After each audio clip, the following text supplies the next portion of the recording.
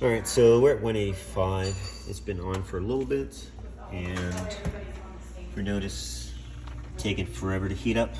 So we're gonna pull it out. Convection is on. This is coming on, so it cycles on and off. So we're gonna check for voltage going to the bake.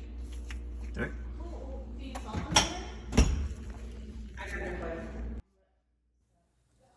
All right, guys. As you can see, this is on a Whirlpool, and the oven was not reaching temperature. It's taking forever.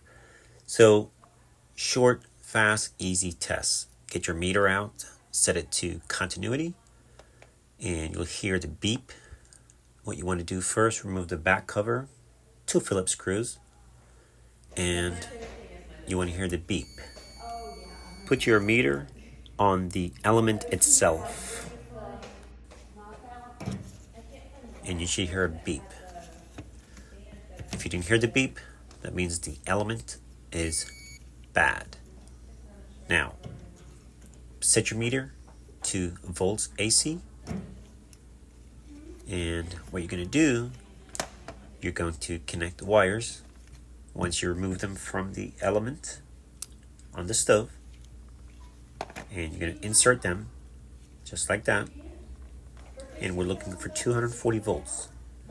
Now make sure nothing is touching the stove, no metal to metal, so make sure it's not touching, and don't touch it. Turn the oven on, put it on bake. This is now checking the board. You want to make sure that the board is good as well, and you should get 240 volts once the bake element or the bake is ignited, meaning once the board sends power to those wires, you should get 240 volts. And that tells you that the board is good. You don't need to replace the board.